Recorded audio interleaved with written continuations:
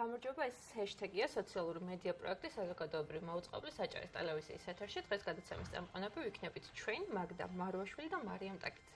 მოგესალმებით, გადაცემის პირველ ნაწილში ვისაუბრებთ მაღაროელების გაფიცვის შესახებ. ჭიათურაში მაღაროელების გაფიცვა, რომელიც 15 მაისს დაიწყო, გრძელდება. დეტალებს მიმოვიხილავთ ჩვენ სტუმართან ერთად, რომელიც ტელეფონით ჩაგვართვება.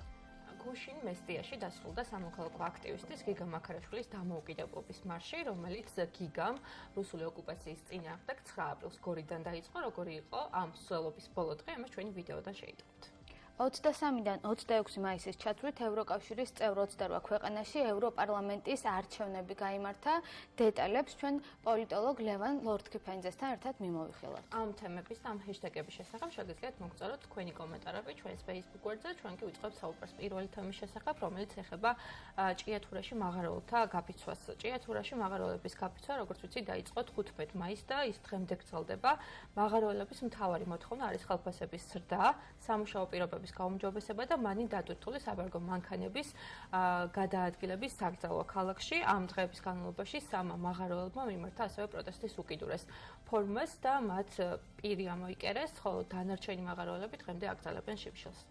გუშინ შპს ჯორჯიან მანგანესსა და გაფიცულ მაღაროელებს შორის კიდევ ერთი მოლაპარაკება დასრულდა უშედეგოდ. დღეს კი აქციის მონაწილეებს სკოლის მოსწავლეები, ბაზრობისა და მაღაზიების თანამშრომლები და მოსახლეობის ნაწილი შეუერთდა სოლიდარობის ნიშნად. თუ რა მდგომარეობაა ახლა ჭიათურაში, გვესაუბრება რკინიგზელი გიორგი ნეფარიძე. ჩვენ შეგვიძლია უკვე გიორგისთან დავიწყოთ საუბარი. გიორგი, მოგესალმებით. მოგესალმებით, გამარჯობა. მადლობა ძალიან დიდი, რომ ამ რთული მდგომარეობის მიუხედავად ახერხებთ ჩვენთან საუბარს. მადლობა თქვენ ყურადღებისათვის და განგერეფებისათვის. ბატონო გიორგი, როგორია დღევანდელი მდგომარეობა ქალაქში? არის თუ არა რაიმე შეცვლილი? როგორც ვიცით, იყო ასეთი ინფორმაცია გავრცელებული, რომ თუ კი ორშაბათამდე თქვენი მოთხოვნები არ იქნებოდა დაკმაყოფილებული, ორშაბათიდან ერთადერთ მოთხოვნად დარჩებოდა ჯორჯიან მანგანეზის დატოვება ჭიათურიდან. განიხილება თუ არა ეს ალტერნატივა? მოთხოვნა მასწავლებლად ეგრე იყო გაჟღერებული, იქიდან გამომდინარე გუშინ იყო შეხვედრა საინიციატივო ჯგუფსა და GM-ის ადმინისტრაციას შორის და დაახლოებით 1 საათნახევრიანი მოლაპარაკების შემდეგ ადმინისტრაციის შემოთავაზება დარჩა ისეთივე, როგორც იყო პირველი დღიდან, ანუ 25%, აქედან 15% მომატებული იქნებოდა დღეს, ანუ მიმდინარე მომენტში, ხოლო 10% მომატებული იქნებოდა ერთი წლის განმავლობაში რესტრუქტურიზაციის და რეორგანიზაციის ხარჯზე.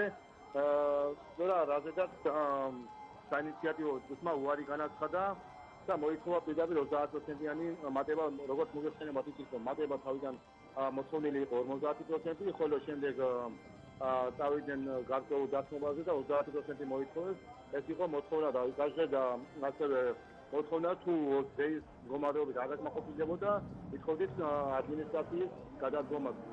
მინდა გითხრათ, რომ ეხლა რამოდენიმე წუთის უკან გავცეთა ინფორმაცია, ჯორჯია მანკანესთან განაცხადა, გაავრცელა ინფორმაცია კომპანიის დირექტორმა ბატონმა აკაკი გუჩიძემ და დასაქმების სამსახურის ხელმძღვანელმა ირაკლი პეტრიაშვილს დაწესეს განცხადებები და დატოვეს თანამდებობები. გიორგი, თქვენთვის ეს გადაწყვეტილება რამდენად შეიძლება იმოქმედოს თქვათ მოვლენების განვითარებაზე, როგორ ფიქრობთ? მოვლენების განვითარებას ეს ვერაფერს ვერ შეცვლის, თუ მომატებული არ იქნა ხელფასი იმ რაოდენობით, რასაც დღეს დასაქმებულები მოითხოვს, ეს არის 30% ამ ეტაპისათვის. დანარჩენი 20% შემდეგ წლის განმავლობაში.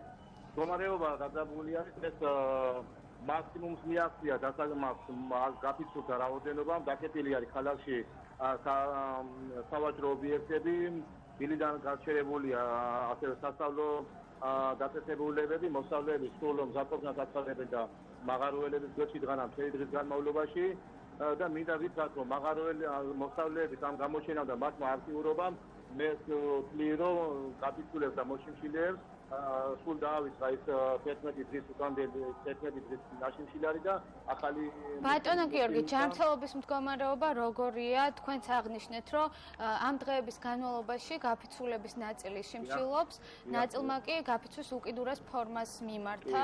როგორია ჯანმრთელობის მდგომარეობა? გუშინ ერთ-ერთი შეუძლოდ გახდა. მდგომარეობით აღენიშნება საერთო სისუსტე ყველა მოშიმშილეს, ხოლო ერთი მოშიმშილე გიგა თაბაგარი გუშინ გახდა შეუძლოთ და საჭირო გახდა მისი სტაციონარული დახმარება. დღეს მდგომარეობით მართალია გეთანხმებით 3 მოშიმშილეს პირი აქვს ამოკერილი და საერთო მდგომარეობა ჯანმრთელობის მათი დამაკმაყოფილებელი, მაგრამ საერთო სიცოცხლე აღენიშნება.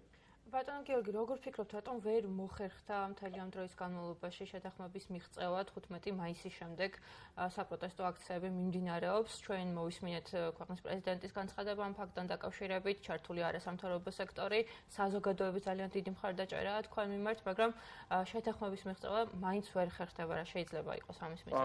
ვერ ხერხდება შეთანხმების მიღწევა, იმიტომ რომ 15% რასაც ადმინისტრაცია თავაზობს, ჩვენი ხელფასებიდან გამომდინარე მას ამატებული 15% პრინციპში არაფრის შემცვლელი არ არის, თუ გავითვალისწინებთ ქვეყანაში არსებული მძიმე სოციალურ მდგომარეობას და ფასების ყოველდღიურ ზრდას.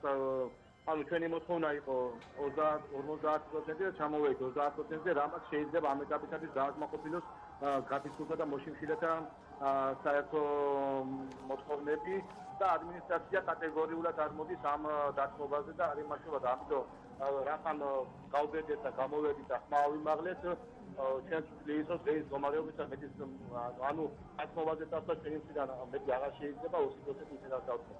ბატონო გიორგი, საზოგადოების მხრიდან არის მხარდაჭერა, საინტერესო ასევე ისევ რომ დავაზუსტოთ სამთავრობო და არასამთავრობო სექტორიდან, ვინ იყო ადგილზე ჩამოსული და ვინ დაინტერესდა, ასე ვთქვათ, თქვენი მდგომარეობით და თქვენი პრობლემებით.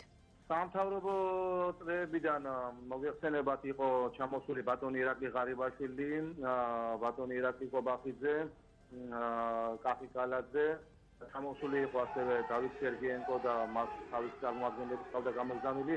დღეს მდგომარეობით ახლა ქალაქის ადმინისტრაციულ შენობაში, ანუ მერიის შენობაში მიმდინარეობს შეხვედრა გაფიცულ და მოშიმშილე უბრალოდ მოშიმშილე მაღაროელებსა და ქვეყნის ხელისუფლებას შორის ჩამოსული არის ეკონომიკის მინისტრი ქალბატონი ნატია თურნავა, ასევე ჩამოსული არის დავით სერგიენკო და განათლების სამინისტრო და წარმომადგენლები არის ჩამოსულები და უკვე საათნახევარია მოლაპარაკება მიმდინარეობს გაფიცულ მოშიმშილეებსა და ადმინისტრაციის ხელისუფლების წარმომადგენლებთან. დიახ, ბატონო გიორგი, თქვენი როგორ თქვა, სრული რომ გააჟღეროთ ამ ყველაფერთან დაკავშირებით, თუ შეიძლება რას ელოდებით, თუნდაც ამ მოლაპარაკებებიდან და თუ არსებობს თქვა სამოქმედო გეგმა მაგათაც უახლოესი დღეებისთვის და დაგემშვიდობებით. ჩემი სურვილი ისევე როგორც ყველა გაფიცულის და მათ შორის მოშიმშილეებისაც და საერთოდ რაიონის მოსახლეობის, იმიტომ რომ მოგეხსენება ჭიათურაში ერთადერთი დასახლების წყარო არის მაღაროები და მთელი ქალაქი დამოკიდებულია მაღაროელის შრომის ანაზღაურებაზე. ანუ ყველა დაინტერესება არის დღეს ის რომ მაღაროების ხელფასი გაეზარდოს იმ რაოდენობით, რასაც ჩვენ მოვითხოვთ. ჩემი სურვილიც ეს არის, როგორც მთელი რაიონის, მთელი ქალაქის სურვილი, რომ მაღაროების ხელფასი მოიმატოს ისეთი, რომ მან შეძლოს ღირსეული ცხოვრება თავის ქალაქში. ასევე გავაჟღერეთ იმასაც, რომ ერთ-ერთი ძირითადი მოთხოვნა იყო და არის დღესაც ჩვენი, რომ ქალაქის ეკოლოგიური მდგომარეობის გაუმჯობესება. იქედან გამომდინარე, რომ ყოველი წუთის განმავლობაში თითო წუთში თითო დიმეტრონიანი საფრთხო მანქანა გადაადგილდება მარგანეცის მადნით დატვირთული და ქალაქში სულ არ შეიძლებოდა რომ იმაზე ზედმეტი როცა ის უარყვათ რომ ერთმანეთს ვეღარ გივამჩნევთ ქალაქში თუ მოძრაობდა ხალხი რაც ახლა ეს აქციები მიმდინარეობს ქალაქმა დაისვენა მოსახლეობამ დაისვენა და რამოდენიმე კვირა არის ხალხი სულ ახლა აი ჩვენი მოთხოვნა ესიც არის ერთ-ერთი რომ ქალაქში მაქსიმალურად უნდა შეიზღუდოს და საბოლოოდ აიგრძალოს მარგანუმის მადნით დატვირთული დიმეტრონიანი საფრთხო მანქანების გადაადგილება. რადგანაც ჩვენმა მომავალმა თაობა მიწვევს ცდილობიან და სუფთა გარემოში. ძალიან დიდი მადლობა თქვენ ამ საუბრისთვის, ბატონო გიორგი ნაფარიძე სატელეფონო ხაზზე იყო. მადლობა ტელევიზიას დაინტერესებით და გაკეთებისას. და ძალიან მნიშვნელოვანი ინფორმაცია გავრცელდა რამდენიმე წუთის წინ ჭიათურის სამთო გამოდიდებელი კომბინატის დირექტორმა დატოვა თანამდებობა. ინტერპრეს ნიუსმა გავრცელა ეს ინფორმაცია ჯორჯიან მანგანეზიდან აცნობეს სააგენტოს. როგორც ამბობენ, სრულად იაზრებს არსებულ ვითარებას და აცხადებს, რომ შექმნილი სიტუაციიდან გამომდინარე ეს ყველაზე ოპტიმალური ნაბიჯია. ეს არის აკაკი გურჯიძის ბოლო პოზიცია, ასე რომ ვთქვათ, საინტერესოა შეცვლის თუ არა ეს ფაქტი ვითარებას და მდგომარეობას და დავალდებით. ჩვენ ამ თემას აუცილებლად დავუბრუნდებით. ახლა კი დრო ამაგ და გადავიდეთ შემდეგ თემაზე. 23-დან 26 მაისის ჩათვლით ევროკავშირის წევრ 28 ქვეყანაში ევროპარლამენტის არჩევნები გაიმართა. წინასწარი შედეგების მიხედვით ყველაზე დიდ ბლოკად კვლავ მემარჯვენე ცენტრისტული ევროპული სახალხო პარტია რჩება. თავიანთი შედეგები კი ლიბერალურმა და მწვანეთა პარტიებმა გააუმჯობესეს. გაძლიერებულია ნაციონალისტური წარმომადგენლობაც. სულ ევროპის მოქალაქეებმა უნდა აირჩიონ 751 დეპუტატი, ისინი ევროპარლამენტში 2024 წლამდე იქნებიან. რაზე მეტყველებენ არჩევნების შედეგები, თქვათ რა იყო ყველაზე დიდი მოულოდნელობა და პირიქით, რას ველოდებოდით ყველაზე მეტად ამ არჩევნებისგან, ამის შესახებ გვესაუბრება ლევან ვორდკიფანიძე, რომელიც Skype-ის საშუალებით გვერდდება. ლევან, მოგესალმებით. მოგესალმებით, დიდი მადლობა ჩართვით. ლევან, პირველ რიგში დარწმუნებული ვარ, რომ გექნებათ სრული გამოთქვა თქვენი პოზიცია და თქვენი მოსაზრება ჭიათურაში განვითარებულ მოვლენებთან დაკავშირებით, ამიტომ გისმენთ და შემდეგ უკვე გადავალთ ევროპარლამენტის არჩევნების შესახებ საუბარზე. ჭიათურასთან დაკავშირებით მხოლოდ ის შემიძლია გითხრათ, რომ აღთოვანებული ვარ ჭიათურელების ბრძოლით, ხვალ საღამოს 7 საათზე ჩვენ შევეცდებით, რომ თბილისიდანაც მივაწვდინოთ ხმა ჭიათურელებს.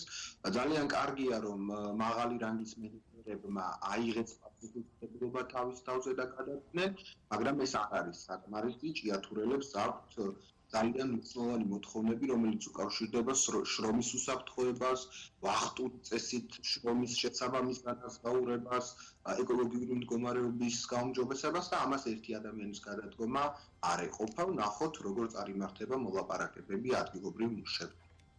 ლევან, ახლა გადავიდეთ ევროპარლამენტის არჩევნების შესახებ და დავიწყოთ საუბარი თუ როგორ მუშაობს ეს სტრუქტურა, რომ გავაცნოთ, ასე ვთქვათ, მაყურებელს, ვის ირჩევენ, რამდენი ხნით და სად და როგორ აძლევენ ხმებს მოქალაქეები. ევროპარლამენტი გახლავთ პირდაპირ წესით არჩეული სტრუქტურა, ევროკავშირის 28 წევრი ქვეყნის მოსახლეობა ირჩევს მას პროპორციული საარჩევნო სისტემით.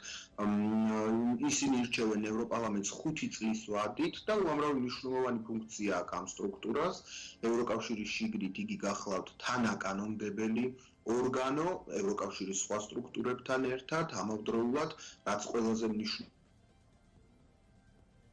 ევროკომისიის პრეზიდენტს, ანუ ევროკავშირის აღმასრულებელი, მეტწილად აღმასრულებელი სტრუქტურის მეთაურს. ლევან, საინტერესოა როგორია არჩევნების შედეგები, შეგვიძლია მე მგონი გარკვეულწილად მაინც წინასწარი მონაცემების მიხედვით მაინც შევაჯამოთ და ვიცით, რომ მანდატებისთვის იბრძოდა 7 პოლიტიკური გაერთიანება, მათ შორის 4 იყო მკაფიოდ პროევროპული. როგორი იყო მათი შანსი, წინასწარი განწყობა როგორი იყო და რამდენად გამართდა ეს ბოლოდინები? ევროპარლამენტის არჩევნებმა ერთი ძალიან მნიშვნელოვანი გარემოება გამოკვეთა, გაიზარდა არჩევნებზე მიმსვლელთა რაოდენობა. წარმოიდგინეთ, დღეს მთელ მსოფლიოში საუბრობენ, რომ ევროკავშირი არის მომაკვდავი სტრუქტურა, მისი ბიუროკრატია ჭამს, მის არსს და ასე შემდეგ აკრიტიკებენ ხშირად სამართლიანად და გონიათ, რომ ხალხისგან აბსოლუტურად დაცილებულია ეს სტრუქტურა, მაგრამ აი ღვთისწყალობით ძალიან სერიოზული მონაწილეობა იყო ამ არჩევნებში. ბოლო 25 წლის განმავლობაში ასეთი მაღალი შედეგი მონაწილეობის თვალსაზრისით არ დაფიქსირებულა. 400 მილიონზე მეტი ამორჩევლიდან 51% გამოცხადდა საარჩევნო უბნებზე. რაც შეეხება ზოგად შედეგებს, თქვენ კი თქვით, ჩაანოთვალეთ 7 პარტია მონაწილეობდა და ასე შემდეგ, გაცილებით მეტი პარტია მონაწილეობდა ამ არჩევნებში, ზოგიერთი არ ასოცირდება რომელიმე ევროპულ პარტიულ ოჯახთან, ასე რომ ესე მკაფიოდ ამას ვერ ვიტყვით. რაც შეეხება შედეგებს, პირველი შედეგი, რაც გამოიკვეთა ამ არჩევნების შედეგად, ვთქვათ ის, რომ სოციალ-დემოკრატიული და ქრისტიან-დემოკრატიული პარტიული ოჯახები აგრძელებენ დაცემას, აგრძელებენ კრიზისში ყოფნა. ეს პარტიები შეგახსენებთ, რომ დავიდნენ ღირებულებათა უნივერსალიზაციის გზით, ანუ თანამედროვე ნეოლიბერალურ სისტემაში ჩვენ ერთმანეთს გავართ, იდეოლოგიებს შორის განსხვავება არ არსებობს და ასე შემდეგ. დაახლოებით აი ამ გზით მიდის ეს ორი პარტიული ოჯახი და მათ დაკარგეს უმრავლესობა ევროპარლამენტში. ბოლო 30 წლის განმავლობაში პირველად დაფიქსირდა შემთხვევა, რომ თავარ ორ პარტიას ქრისტიან-დემოკრატიულ და სოციალ-დემოკრატიულ ოჯახს უმრავლესობა არ ყავთ ევროპარლამენტში. და ვინ იმარჯვებს ამ არჩევნებში? ვინ არის ყველაზე წარმატებული ამ არჩევნებში? ამ არჩევნებში წარმატებულები არიან სწორედ იდეოლოგიაზე, ღირებულებებზე ორიენტირებული პარტიები. აი მაგალითად ნახეთ მწვანეთა პარტია, რომელიც ამბობს, რომ მთავარი ევროპული თემა ეს არის კლიმატის ცვლილება და გლობალური დათბობა. ისინი ახერხებენ 20 დეპუტატით თუ 22 დეპუტატით მეტის შეყვანას ევროპარლამენტში და გერმანიაში მათ მიაღწიეს რეკორდს. თავისი ისტორიული რეკორდი დადეს, რეკორდული მაჩვენებელი დააფიქსირეს და 20%-იან მაჩვენებელს გადაცდნენ არჩევნებში. საფრანგეთში მეორე ადგილზე გავიდნენ და ასე შემდეგ.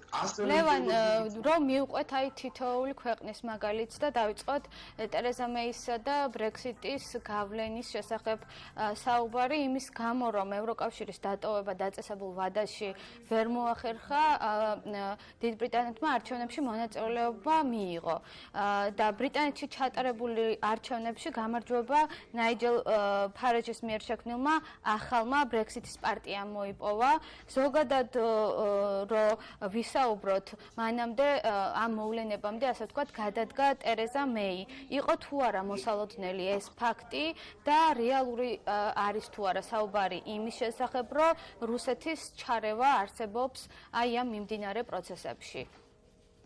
დიდი მადლობა შეკითხვისთვის, თქვენ მაძლევთ წინა პასუხის გაგრძელების შესაძლებლობას. მე დიდი ბრიტანეთის პოლიტიკაში ვერ ვერკვევი და დეტალურად ვერ გეტყვით იქ ტერეზა მეის გადადგომას და სხვა მსგავს საკითხებს, მაგრამ აი დიდი ბრიტანეთშიც იგივე გამოჩნდა, ხო? ერთის მხრივ მწვანეები იდეოლოგიური პარტია, რომელზეც ვსაუბრობდით და ასევე ძალიან გამოკვეთილი იდეოლოგიური მიმართულებები აქვს, თქვათ ნაიჯელ ფარაჯის პარტიას. ის არის ევროსკეპტიკური ღირებულებების მქონე პარტია, ნაციონალისტური, ასე ვთქვათ, ზოგიერთი შეხედულების მქონე პარტია. აქაც იდეოლოგიურმა ნიშანმა გადამწყვეტი როლი ითამაშა და სრულიად ახლად შექმნილმა პარტიამ მოახდინა, ასე ვთქვათ, მიწის რა დიდი ბრიტანეთის პარტიულ სისტემაში, იმიტომ რომ ლეიბორისტები და ტორები, ანუ ტერეზა მეის პარტია, არიან 10%-იან ნიშნულს ეთამაშებიან. ტორები კიდე 8%-ზე არიან ჩამოსულები, ასე რომ აი ამ ახალმა პარტიებმა ძალიან მკაფიო პოლიტიკური პოზიციის მქონე პარტიებმა თავის წარმატებას მიაღწიეს აი დიდი ბრიტანეთის მაგალითზე. და ეგ რაც თქვენ აღნიშნეთ, არის უდაოდ პარადოქსი, ხო? ევროპას სკეპტიკოსები ეწინააღმდეგებიან ევროკავშირის განვითარებას, მის არსებობას, მხარს უჭერენ თავიანთი ქვეყნების ევროკავშირიდან გამოსვლას.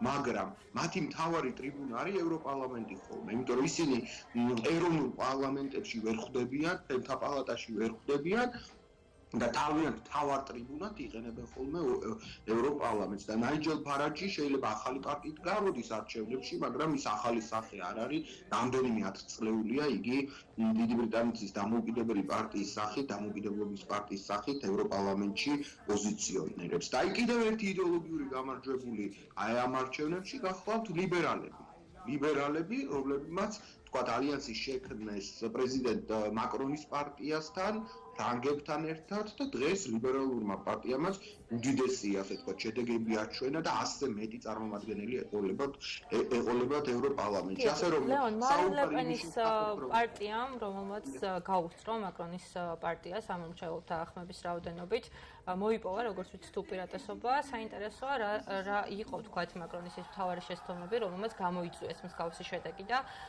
რა ძალა იქნება თქვათ ლე პენის პარტიას ამომავლად. ლეონთან ვეცდებით ისევ კავშირის აღდგენას. ლეონთან ერთად საუბრობდით ევროპარლამენტის არჩევნების შესახებ, განვიხილავდით საფრანგეთის შემთხვევას, სადაც მარინ ლე პენის პარტიამ მოიპოვა უპირატესობა და მხარდაჭერა 23%-ის ამომრჩევლების. და ამ ფაქტის შეფასება უნდა გთხოვოთ. ლეონთან კავშირი ისევ გაწყდა. საინტერესოა როგორი იქნება და რა ძალა იქნება მარინ ლე პენის პარტიას და ასევე საინტერესოა რა მიქონია გავლენა ამომრჩეველზე. ლეონთან ერთად შევაჯამებთ მაკრონის შეცდომებს, რამაც მიიყვანა ამომრჩეველი პრინციპში აი ამ გადაწყვეტილებამდე. 22.5% იქონდა მხარდაჭერების რაოდენობა მაკრონის პარტიას. ლეონ, გესმით ჩვენი ხმა? ეს მე გავიგონე თქვენი შეკითხვა. ეს მარტო ფრანგული ფენომენი არ არის. მთელს ევროპაში ასევე წარმატება მიაღწიეს აი ამ პოპულისტებმა.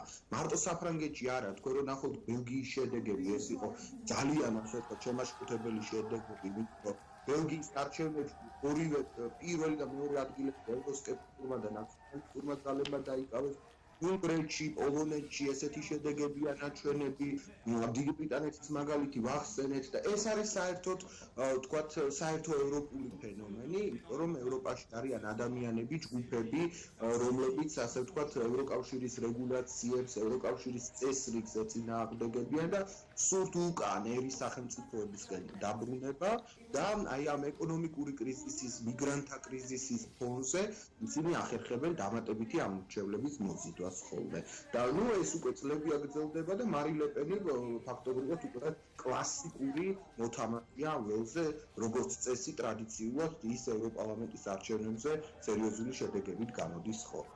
ლევან, რაც შეეხება გერმანიას, რა გვაჩვენა არჩევნებმა გერმანიაში და რა შედეგებით დასრულდა, რომ შევაფასოთ ეს ქვეყანა? გერმანია არის ევროკავშირის ყველაზე დიდი ქვეყანა, შესაბამისად ყველა ევროპული ტენდენცია აისახა თავის მხრივ გერმანიაზეც, ხო? მე უკვე ვახსენე, რომ მწვანეთა პარტიამ რეკორდული მაჩვენებელი დადო და სოციალ-დემოკრატები აგრძელებენ კრიზისს. სოციალ-დემოკრატიული პარტია გერმანიის არის 150-ზე მეტი წლის, წარმოიდგინეთ და ამ 150 წლის განმავლობაში მან პირველად აიღო 20%-ზე ნაკლები მაჩვენებელი. 15%-ს ძლივს გადაცდნენ ისინი. ასევე დიდი დანაკარგი აქვს, 7%-იანი დანაკარგი აქვს ანგელა მერკელის პარტიას. და წარმატება მოიპოვეს აქ მწვანეებმა და მეორეს მხრივ გაუმჯობესეს თავისი შედეგი მემარჯვენე პოპულისტებმა. ასე რომ აქაც აი ევროპის საკითხში, ევროპარლამენტის საკითხში, ასე ვთქვათ, მთავარი თემები დაპირისპირებისა იყო აი მულტიკულტურალიზმი და მათი მოწინააღმდეგეები. მიგრანტებს კარს ვინც უღებს და ვინც უხურავს, ასე ვთქვათ, კარებს ამ მიგრანტებს, ვინც ევროკავშირის მომხრეა და ვინც ვთქვათ ერის სახელმწიფოებისკენ დაბრუნების ინიციატივით გამოდის. და სწორედ ამ პარტიებმა, რომლებიც აი ამ ორ პოლუსზე დგანან, მიაღწიეს წარმატებას ერთის მხრივ მწვანეებმა, როგორც მულტიკულტურალისტებმა და მეორეს მხრივ ვთქვათ AfD-მ, ალტერნატივა გერმანიისთვის, რომელიც აი ამ კონსერვატიულ პოზიციებზე დგას. მაგრამ თქვენ იცით, რომ ავსტრიაში დიდი სკანდალი მოხდა და იცით ჩანაწერები გავრცელდა ავსტრიის ვიცე-კანცლერის მონაწილეობით ის თავის პარტია მაინც შეძლო თავისუფლების პარტიამ 17%-ის მოპოვება, როგორ ფიქრობთ, რატომ არ იმოქმედა ამ სკანდალმა? ამ შედეგებზე. სკანდალმა მაინც იმოქმედა, მაგალითად AfD-ზე გერმანიაში, უფრო მეტად გერმანულ პარტიაზე იმოქმედა, გერმანულ მემარჯვენე რადიკალურ პარტიაზე იმოქმედა აი ამ შტრახეს, ასე ვთქვათ, კადრებმა, ვიდრე თვითონ AfD-ზე. თუმცა AfD-ს მდგომარეობაც ძალიან გართულებულია და იქ AfD-ს ნაცვლად მემარჯვენე ამორჩეველმა ქრისტიან დემოკრატებს დაუჭირა მხარი. და კიდევ ერთი დეტალი იცით, რაზე მინდა გავამახვილო ყურადღება, რომ აი გერმანია რო ახსენებთ თქვენ. ძალიან მნიშვნელოვანია ჩვენ თუ შევხედავთ ამორჩეველს თავისი ასაკობრივი ცენზის მიხედვით, ხომ? აი მომავალი თაობა 30 წლამდე მოქალაქეებმა, 30 წლამდე მოქალაქეების თითქმის 40%-იან ხარი დაუჭირა მწვანეთა პარტიას. და სხვა დიდი პარტიები, რომლებიც არსებობენ ევროპაში, ახალგაზრდებს შორის ფაქტობრივად ძალიან დაბალი მხარდაჭერით სარგებლობენ. და ეს არის სიმპტომი იმისა, რომ პოლიტიკა მომავალში კიდევ უფრო მეტად შეიცვლება და აი ამ კლასიკურ პარტიებს კიდევ უფრო მეტად გამოეცვლებათ ნიადაგი თუ ისინი. ეს ცვლილებები ჩვენს ქვეყანაზე რამდენად იმოქმედებს, როგორ ფიქრობთ? ვიცით რომ და ველოდებოდით პრინციპში, რადგან ვიცით რომ ძალიან ბევრ რამეს გადაწყვიტავს, ისე ვთქვათ, ფინანსების მოწოდების მხრივად, საინტერესოა თქვენი პროგნოზი როგორ შეიძლება იყოს, რა შეიცვლება ჩვენ ქვეყნისთვის აი ამ არჩევნების შედეგებით თუ იმსჯელებთ? ამ არჩევნების შედეგებით ერთის მხრივ სამწუხაროა ჩვენთვის, რომ აი მემარჯვენე რადიკალური ძალები მეტნაკლებად გაძლიერდნენ, იმიტომ რომ როგორც წესი ისინი არიან, თქვათ, მხარდამჭერები რუსეთთან აქტიური ურთიერთობის, თქვენ იცით აი ტრახეს მაგალითი, იგივე მარი ლე პენის მაგალითი და სხვაებიც, მაგრამ მე მეც მაძლევს ის, რომ მწვანეები ძალიან სერიოზულად იქნებიან ევროპარლამენტში წარმოდგენილნი და მწვანეები მთელ მსოფლიოში ყველა ფორმის იმპერიალიზმს ძალიან აქტიურად ეწინააღმდეგებიან და მწვანეთა პარტიის წარმომადგენლები, ევროპარლამენტარი წარმომადგენლები, აი აღმოსავლეთის პარტნიორობაზე და ახლო აღმოსავლეთზე ყოველთვის ზრუნავენ. უბრალოდ ჩვენს ხელისუფლებას მოუწევს ევროპარლამენტის ახალ კონფიგურაციაში თავისი მხარდაჭერების აღმოჩენა. ლევან, აი ამ ახალი შემადგენლობით რამდენად იფიქრებს ევროპარლამენტი გაფართოებაზე და აი ამ ახალ წარმომადგენლებთან როგორ შეიძლება დროულად დავამყაროთ შესაბამისი ურთიერთობები? სამწუხაროდ და ჩვენ დასაუბედუროთ და საქართველოსთვის დასაუბედუროთ, ჯერჯერობით ევროკავშირს თავისი ძალიან სერიოზული პრობლემები აქვს მოსაგვარებელი და ამ გაფართოებაზე არ ზრუნავენ, მაგრამ ეს არ ნიშნავს იმას, რომ ჩვენ რაღაცა კურსი უნდა შევცვალოთ და ასე შემდეგ. ჩვენი კურსის გასამტკიცებლად აუცილებელია, რომ ყველა ამ ახალგაზრდებულ ფრაქციაში საქართველოს თავისი ლობისტი ყავდეს და ამ მიმართულებით საგარეო საქმეთა სამინისტრო ცალკე უნდა მუშაობდეს და პარლამენტში წარმოდგენილი პარტიები ცალკე უნდა მუშაობდნენ. ჩემი დაკვირვებით, ჩვენ მხარდამჭერები გვყავს მხოლოდ ქრისტიან დემოკრატებსა და სოციალ-დემოკრატებში და აი ამ ახლად გაძლიერებულ პარტიებში სერიოზული მხარდამჭერი საქართველოს მცოდნე ევროპარლამენტარები ძალიან ცოტანი არიან და აი მათთან კავშირების გაძლიერება და ამყარება ალბათ იქნება ერთ-ერთი მთავარი ამოცანა ამ ევროპარლამენტის არჩევნების შემდეგ. და ასევე ხერხებთ ამ ყველაფერს. ძალიან დიდი მადლობა ლევან თქვენი საუბრისთვის. ეს დეტალს თქვენ ნებართვით. ძალიან მნიშვნელოვანი იქნება ასევე ის თუ ვის აირჩევს ევროპარლამენტი ევროკომისიის პრეზიდენტად, იმიტომ რომ ბატონი ჟან-კლოდ იუნკერი აღარ აპირებს კენჭისყრას და აი აქაც საქართველოს სიფხიზლე მართებს, იგივე მანფრედ ვებერი იქნება ეს თუ მარგარეტ ვესტეგერი, აი ამ ლიბერალ თუ კონსერვატორ კანდიდატებთან ასევე საქართველოს თემატიკა ნაცნობი უნდა იყოს და ამ მიმართულებით მუშაობაც გასააქტიურებელი იქნება. დიდი მადლობა. პოლიტოლოგი ლევან ლორთქიფანიძე გვესაუბრებოდა Skype-ის საშუალებით ევროპარლამენტის არჩევნების შესახებ, როგორც ლევანმა აღნიშნა, ეს ცვლილებები გარკვეულწილად შეეხება, რა თქმა უნდა, ჩვენს ქვეყანასაც და უნდა შევძლოთ და უნდა დავამყაროთ ახალი კავშირები, რომ ხელი შეუწყოთ მოკეთ ჩვენი ქვეყნის სვლას ამ ორგანოსკენ და გადავდივართ დღეისთვის პრინციპში ბოლო ჰეშთეგზე დამოუკიდებლობის მარშში, რომელიც გუშინ გიგა მაქარაშვილმა მესტიაში დაასრულა და რომელიც დაიწყო 9 აპრილს და რომელიც არის ანტისაოკუპაციო მოძრაობა.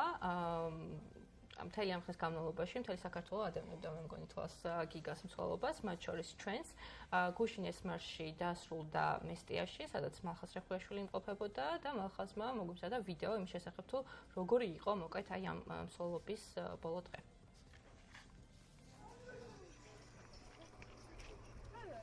ძალიან მაგარი შეგრძნება ანცა.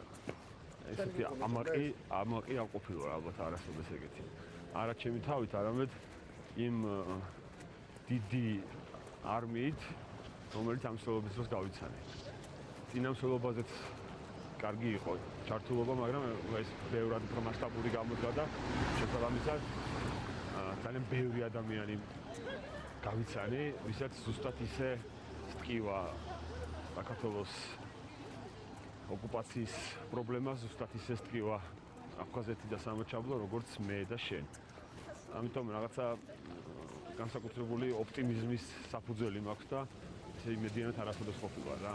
იმიტომ რომ უკვე ზუსტად ვიცი, რომ როცა ქვეყანას მართლა დასჭირდება და მე ვფიქრობ, რომ ეხლა სჭირდება, მაგრამ ალბათ რაღაცა კრიტიკული მომენტი როცა დადგება და იმედია ის რომ ესეთი ძაფრი და სხერპლით არ იქნება, მაგრამ რაცა დადგება ის მომენტი, როცა ეს ხალხი ერთად დადგება.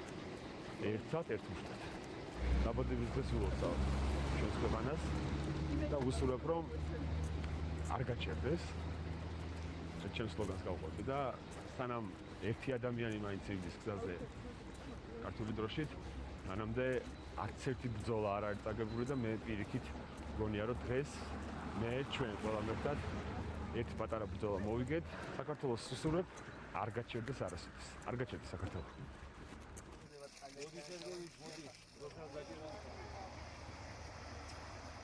თელმა საქართველომ შეძლო და აღიქვა, რომ ერთი ადამიანის გაკეთებული საქმე არ არის ისე ცოტა, რომ დაუშვათ მეორე ადამიანი მას ვერ შეუერთეს და შესაბამისად 2-ის და 3-ის და 10-ის და 1000-ის უკვე სხვა შედეგს მიგვყვას. ამიტომ გიგა მაქარაშვილმა შეძლო და გამოაღვიძა თავისი ერთი ადამიანის შესაძლებლობის ფარგლებში საზოგადოება. ძალიან ძნელი გაიარა, ძალიან გზნელი და რამდენადაც ძნელი იყო, იმდენად მნიშვნელოვანი გამოვიდა მისი ეს ნაბიჯი. გიგა მაქრაშვილი არის ადამიანი, რომელმაც შეძლო რომ მის გარშემო გააერთიანებინა ამდენი ახალგაზრდობა და ამდენი ხალხი. ყველას მოუწოდებთ რომ გვახსოვდეს რუსეთი ოკუპანტია და წინ საქართველო აგილოცავთ დღევანდელ დღეს. იმედი მაქვს რომ მალე ძალიან დიდი და გაერთიანებული საქართველო გვექნება.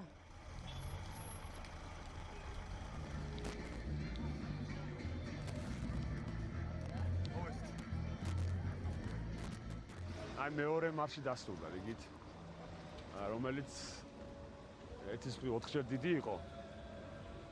სვლელობა, როგორც ტერიტორიულად, როგორც მასშტაბით, დღეების რაოდენობით და ნასტავარი იმ ადამიანების რაოდენობით, ვინც ჩაერთო ამ სვლელობაში. მიზანიც ეს იყო, რაც შეიძლება მეტი ადამიანი გაერთიანებულიყო ამ სლოგანის ქვეშ და მე ვფიქრობ, რომ ეს ბრძოლა მოვიგეთ. მე ვფიქრობ, რომ წლების შემდეგ თუ ეს ტრადიცია დაინერგა და გავაგრძელეთ სიარული, ჭყალებში სიარული, ერთ დღესაც იმდენი მივალთ ამ უკანონოდ გავლებულ მავთუხლარდებთან, რომ ვერანაირი ძალა ვეღარ დაგვიჭერს. მე მჯერა, რომ საქართველოს შეუძლია ნებისმიერ პრობლემას მოერიოს, თუ არ დაეზარება, არ გაჩერდება და არ შეეშინდება. მე ერთის რიგით სამოქალაქო აქტივისტი დღეს ვარ გამარჯვებული.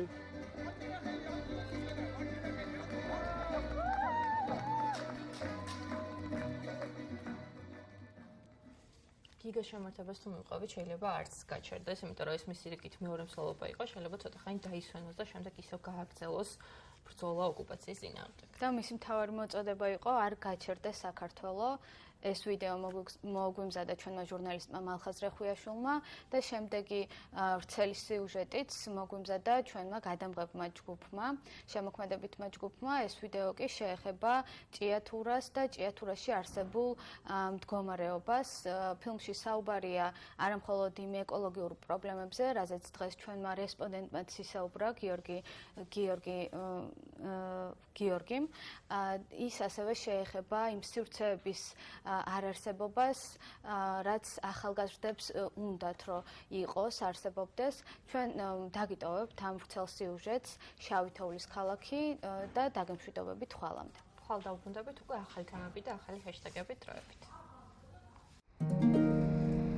ჭიათურაში საბაგიროს გზის მშენებლობისას მუშა დაიღუპა. ჭიათურაში ქვიშის კარიერზე მიწის ჩამოშლის გამო მუშა დაიღუპა. ჭიათურაში გვირაბის ჩამონგრევის გამო მუშა დაიღუპა.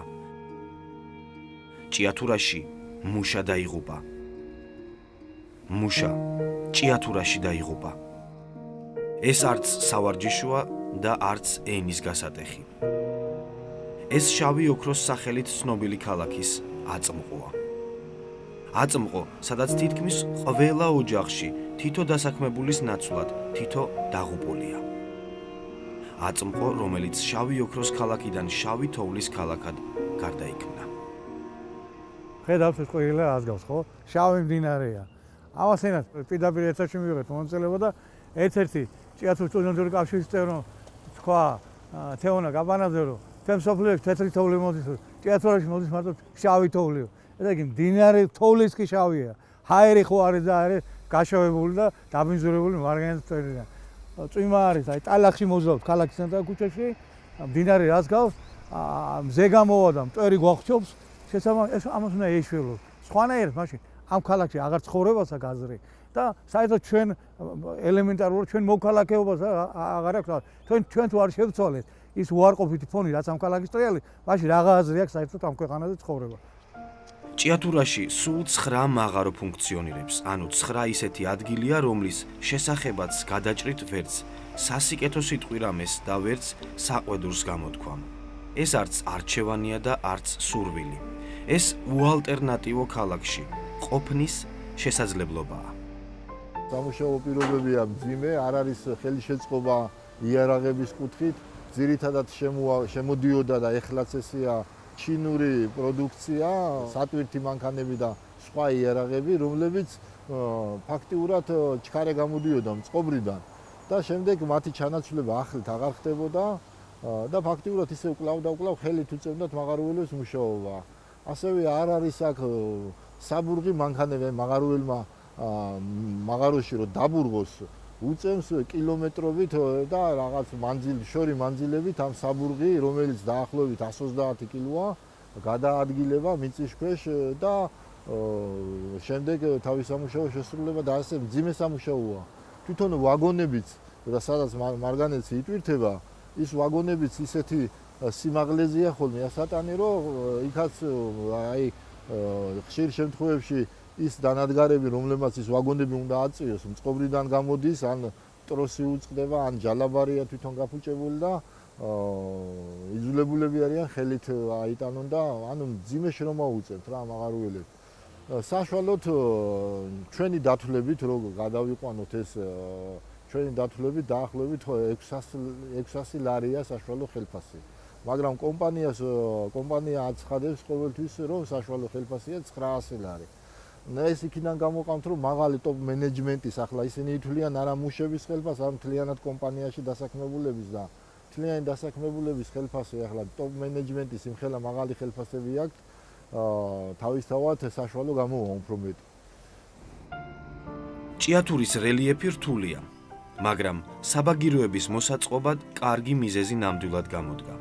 ჭიათურის ცაც ისია მოქსოვილი, შეიძლება იფიქროთ თითო დაღუპული მუშის სახელზე თითო საბაგირო გაუხსნიათო, მაგრამ არა. ასე რომ ყოფილიყო, ახლა აქ საბაგიროთა დიდი ლაბირინთი დაფარავდა იმას, რაც კვამლს და გამონაბოლქვს ჯერ კიდევ გადაურჩა.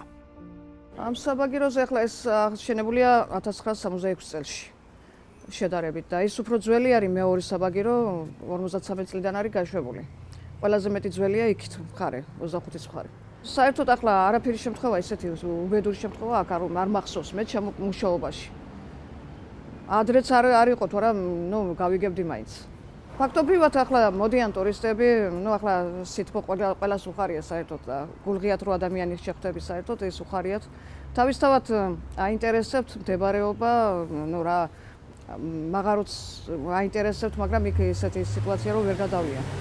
ამ შენობაზე ის არის რომ კულტურული ძეგლის სტატუსი აქვს, ამბობენ რომ უნდა გაკეთდეს და რა ვიცი აი დრო მიდის.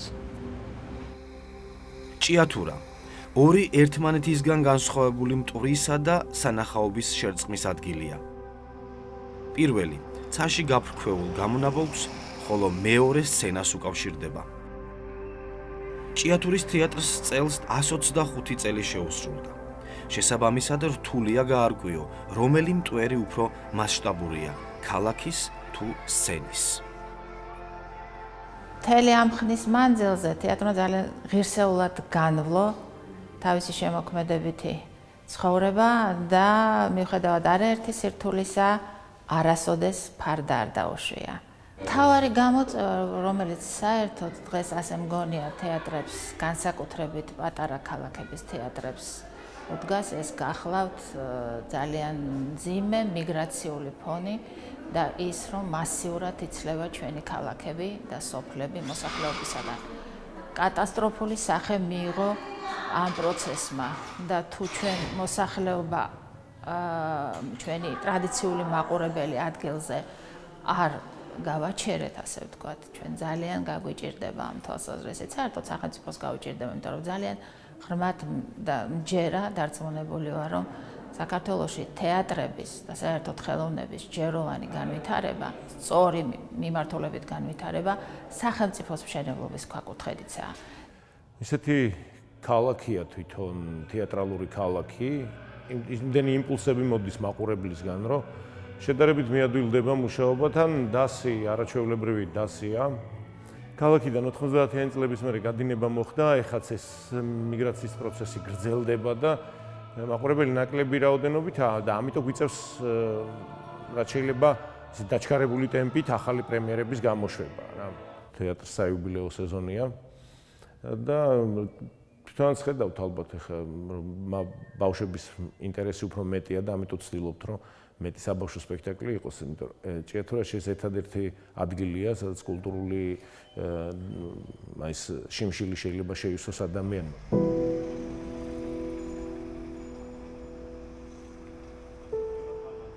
რა უნდა იყოს ისეთი, რაც დღევანდელ ჭიათურაში ადგილობრივ ახალგაზრდებს ქალაქის დატოვების სურვილს გაუქარწყლებს. რა უნდა იყოს ისეთი, რაც უკეთესი ცხოვრების იმედს გვერდით გადაგადებინებს ან პირიქით გიბიძგებს, რომ ადგილზევე შეძლო ისეთი გარემოს შექმნა, როგორიც საკუთარი ქალაქის საზღვრებს მიღმა გეგულებოდა. როგორც ჩანს, აქ საკუთარი აგურის დადება მოსწავლეთა საკრებულოსა და სტუდენტური კავშირის ჩამოყალიბებით დაიწყეს.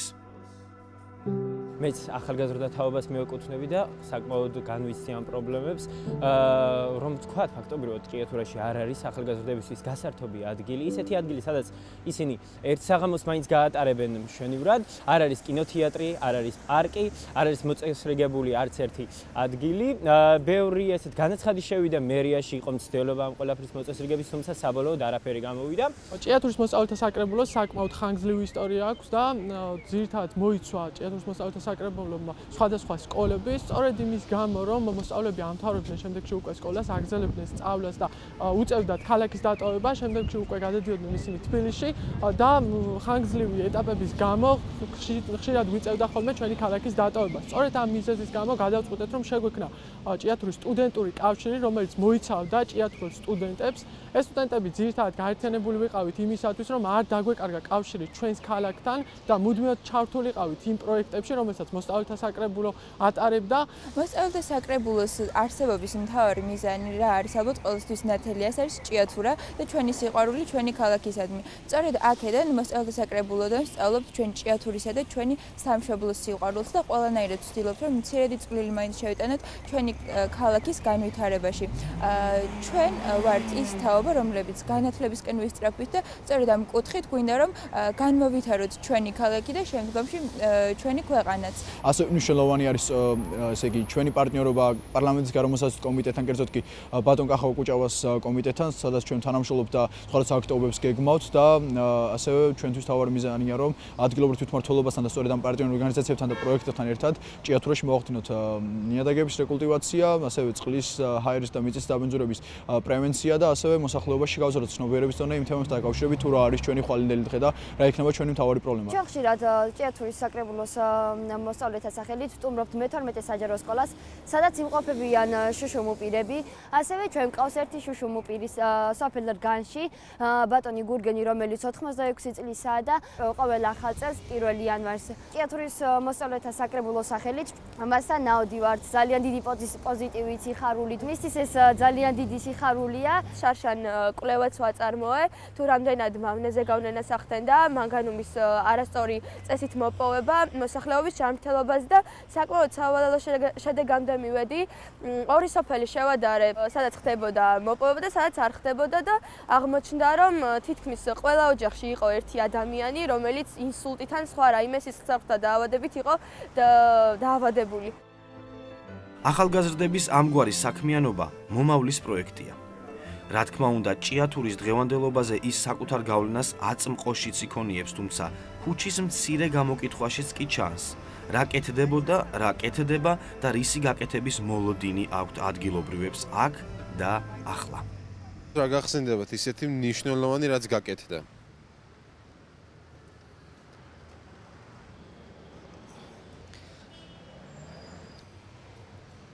ფერი არ კეთდება ქალაქისთვის. ხო ხედავთ თქვენ თვითონა. რა დროს არაფერი ისეთი. რავი, არაფერი არ მახსენდება.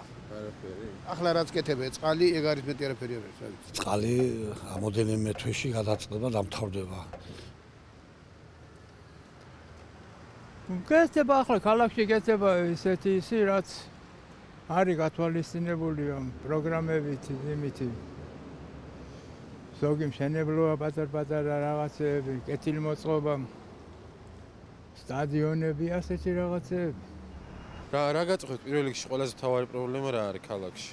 პრობლემა რა არის? მოუწყობელია გზა არ არის, კვალი არ არის, აი ხედავ თავისებურად მარგანეცია სულ ქუჩებში. ბორო ცოტა თვითონ ადგილზეა დამტვერიანება, ცოტა ეგ არის. ნუ იმასაც ალბათ მოულიან არის მაგის. ახლა ერთ დღეში მოსკოვი არ აშენებულა, ახლა რო ვიცახოთ რომ რატო არ გაკეთათ ყოდა. მოდის ლელეხი აქანა, ხალხი რო ჩაჯდება ჟიგნი იზრდება ყოველ წამში მანქანայի. მარგანეცი რო დააქვთ მანქანები და აბინძურებენ ქალაქს. ეგ არის მოსაგვარებელი. ცილობს თავრობას ყველა იქით. იქით წახვალ. ის არის იქით მარგანეცია, ყველა მხრიდან მარგანეცი მოდის. სამუშაო პირობები, რა თქმა უნდა. თქვენ მუშაობთ? კი, მუშაობ. საფრთხეში, კი. აი, როგორი პირობებია, როგვით? არც ისე გადასავალი პირობები, არა უშავს. ეზოში ვეღარ ჩერდებიან, ვეღარც ბავშვები, ვეღარავი. ტოვებენ თუ არა ქალაქს, ახალგაზრდებს? კი, ტოვებენ ქალაქს. ტოვებენ? კი. მიგრაცია ყველა რაიონში ახლა ყველას თავის რაღაცავე არ ყოფნის, მაგრამ ახსაყოფი არაფერი არ არის მაინდამაინც თავზე გადაგდიოს კაც, მაგრამ კი, ბევრი. გასტრებაზე არიან სულ ყველა ჭირი. მიტოვებული და მივიწყებული ჭიათურის სიმბოლო, საავადმყოფოს ყოფილი შენობის დღევანდელი მდგომარეობა. საქართველოს სხვა რეგიონების მსგავსად კულტურული და არქიტექტურული ღირებულება არც აქ აღმოჩნდა განსაკუთრებული ზრუნვის საგანი.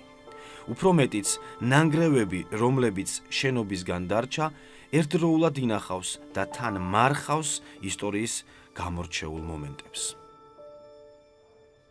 ძალიან გული წდება ჭიათურლებს, რომ ისეთი ისტორიული შენობა როგორიც ეს ყოფილი საავადმყოფო შენობა, რომელიც 906 წელში იქნა დასრულებული, თუმცა მანამდე აქ საავადმყოფო იყო და საერთოდ ჭიათურის საავადმყოფოს არსებობის ისტორიის 100 წელი 2019 წელს სრულდება. თუ გრევა გაგრძელდება, გრევით არაფერი არ გამო. გრევით არც ჭიათურის მომავალი აშენდება და არც საქართველოს მომავალი აშენდება. ჭიათურა კიდე ისევე როგორც ნებისმიერი მუნიციპალიტეტი გახლავთ საქართველოს ერთ-ერთი შემადგენელი სისხლძარღვი ნაწილი და თითოეულ კვადრატულ მეტრს, იმდენად პატარაა ჩვენი ქვეყანა, თითოეულ კვადრატულ მეტრს, თითოეულ შენობა, თითოეულ ისტორიულ ძეგლს ჭირდება მოფერება, მოფრთხილება და შეიძლება ითქვას მომავალთაობის გადაცემა. ასე აკეთებდნენ ძველი ასე კეთებოდა საქართველოს ისტორიაში. ასე უნდა გავაგრძელოთ ჩვენ. არ შეიძლება რომ ნანგრევების შემყურე იზრდებოდეს მომავალთაობები. ეს არის ჩემთვის ძალიან არასწორი და მეცაც უკვე განაშაული. მომავალთაობების წინაშე. ჭიათურაში საბაგიროს გზის მშენებლობისას მუშა დაიღუპა. ჭიათურაში ქვიშის კარიერზე მიწის ჩამოშლის გამო მუშა დაიღუპა. ჭიათურაში გვირაბის ჩამონგრევის გამო მუშა დაიღუპა. ჭიათურაში მუშა დაიღუპა. მუშა ჭიათურაში დაიღუპა.